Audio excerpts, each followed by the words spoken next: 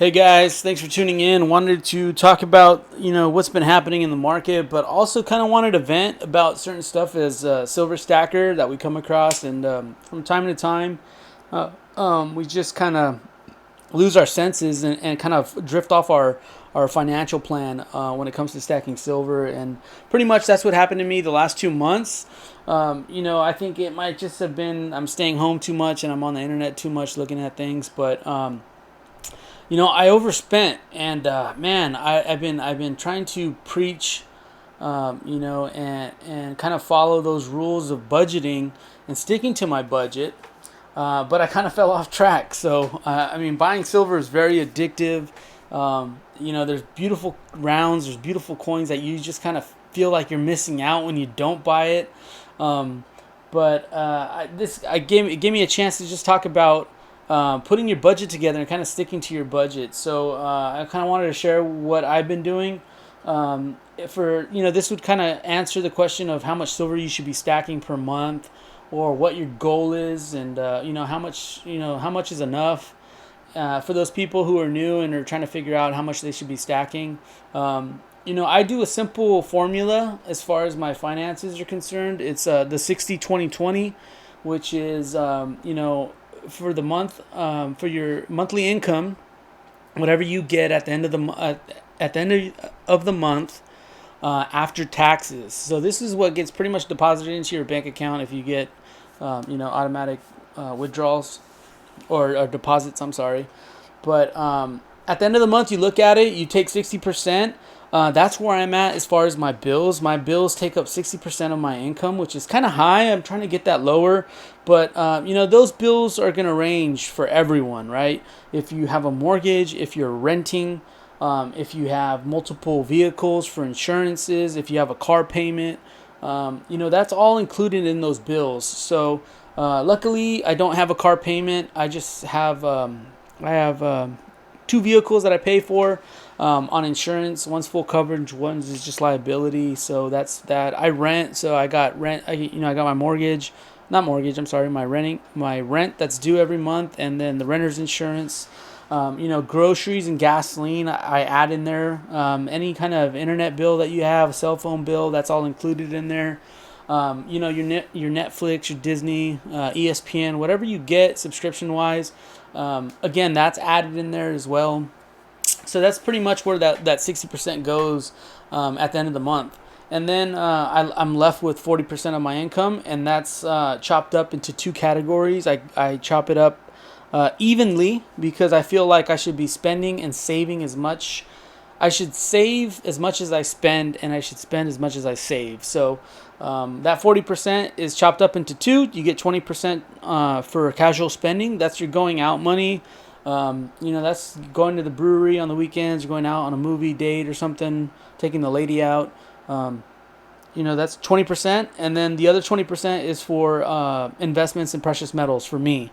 So some people might have an IRA in there. I got a 401k, so I have that one off to the side. So that 20% is chopped up into precious metals. I do 50-50. So for example, like at the end of the month, I'll have maybe $700-800 just for my precious metals and investment. For example, you know what I mean? It's going to be different for everyone. And then out of that $700, you just chop it in half, and then half of it's going to go into precious metals, whether it's silver or gold or platinum or whatever you stack, and then the other half will go into my Robinhood account. So I came from the stock market. I really enjoy the stock market. I feel like your return on investment is very visual. It's very it comes quick. For example, I put these are three different scenarios. I put $1,000 into silver, I put $1,000 into the stock market, and then I put $1,000 into a savings account. And the best one that I felt at the time and till this day is the stock market. So that $1,000 went into Kraft stock. It was about $35 at the time. It dropped down to $20 actually, and I bought more to get to the $1,000. But for every share that you own, I think it pays you about 48 cents a share. And those dividends are given to you every 3 months. So in the beginning of January, if you were to put $1,000 into Kraft, you would roughly get, let me see here really quick, sorry. You would probably get around, say you get around 30 shares of Kraft, right? For $1,000. And then your dividend would be about 44 cents, which in turn would be around $14. So in the beginning of January, if you put a grand in, and you had 30 shares of Kraft, every 3 months it would pay you that $14. And you have that choice whether to reinvest and buy another share once you get another $30 together, um, or you can just spend that money for your bills. And that's what I really liked about it. So and then the more, so just for example, that $1,000 would produce almost $60 a year for me in dividends, right? So you do get taxed on that. It gets just added to your overall income at the end of the year, but that's $60 extra dollars in a year. I put $1,000 in silver in January, and it took, at the end of the year, it pretty much broke even after getting, it increased in value, but that value was just taken away from the premium and the sales tax that I paid on the silver. So to me, it really wasn't a real good investment, and that's what you hear a lot about. Like, hey, silver's not an investment; it's just a hedge against inflation. It's just, it has intrinsic value and all this other stuff. But if you put money into something, you kind of do want a return of investment. And I know that silver, in my eyes, is a long game. You're waiting, several decades for it to increase in value, and you're slowly building your stack over that course of years. And at the end, you'll have more money than what you initially put into it. But yeah, that was the second scenario. And then the third scenario was $1,000 in a savings account. So the bank that I bank with pays me 1 penny for every $1,000. So if you were to put $1,000 in January, at the end of the year, they would give you 12 cents for letting that $1,000 just sit there. So to me, that was the most horrible, worst return of investment I've ever had. I haven't closed my savings account. I use that savings account with the minimum of $1,000 just in case something ever happens in my life where I need cash quick. I need to pay for something really quick. That $1,000 is there. Some people argue that you should have that on hand as well. If you're out and about and you don't have access to get back to your home, you're miles away from your house, and you have a card, you have a credit card with you, a debit card that you can use right away. So that's the reason why it's put in the savings account and not at home. But you can also make a second emergency fund where you have $1,000 in your safe at home, and that's there in case of a scenario where you need it at the house. I get that as well. But to have any more than $1,000 in your savings account, I mean, really, to me, that penny every month isn't worth it. You can be putting that, again, if you were to put it into Kraft stock, $1,000 would produce almost $60 a year for you. And again, once you get enough money from that first or second dividend, you can buy another share, and it's going to increase whatever the share pays you. So it just kind of compounds on top of each other year after year. So that's what I really liked about it. A lot of people, again, stock market's not for them. I get that as well. But those are the two main investments that I got. I got precious metals and my stocks, and I'm digging it. So if anyone's who's new to the new to the channel, new to stacking, kind of think about that. Have an open mind about it. It may work. It may not work for you. You definitely go through an emotional roller coaster with stocks. They can be very vital. You do need you can set limits, and you can put you can pretty much set your buys when a share price goes down. You can set it to pick up more shares, or if it gets too high, like it's peaking, you can sell off a couple to profit. It's rules. It's kind of simple. It's just like setting an alarm. But with silver, it's a little different, Like if silver starts to pop, now you have to list it online. You got to pay for shipping. You got to go down to the post office to ship it. You got to carry insurance because the people, they're not going to do business with you if a coin gets lost and they don't get their money back. And then on top of it, to go to the pawn shop, you have to have, first off, my experience at the pawn shop or a local coin shop was they're going to pick and choose what metals they want. So, I've seen this. It's been reconfirmed in many interviews with local coin shop dealers where they're just looking for specific items that sell fast. They can flip fast, and they're not sitting in the counter forever.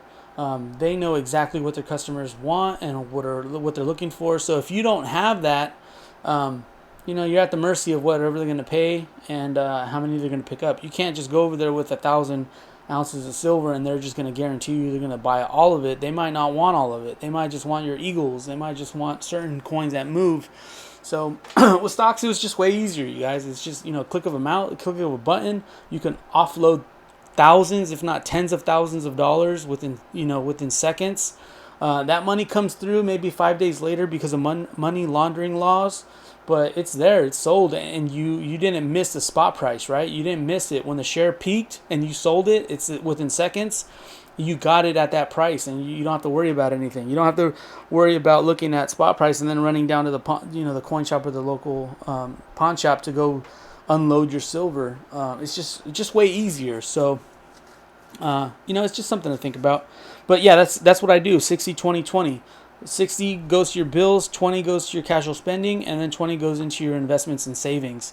So if that's what you guys are kind of figuring out, I hope that helps. It's pretty simple to follow, but it's simple on paper to follow. But like I said, I just struggled with it in the month of June and July by overspending, by being online, looking at new, coins and new years that I need on to build this set that I'm building, and you just get kind of carried away because you do feel like you're missing out when spot price is moving and stuff. But I can't stress enough, you guys, silver again has not increased in value because the metal is more precious or it's being consumed more.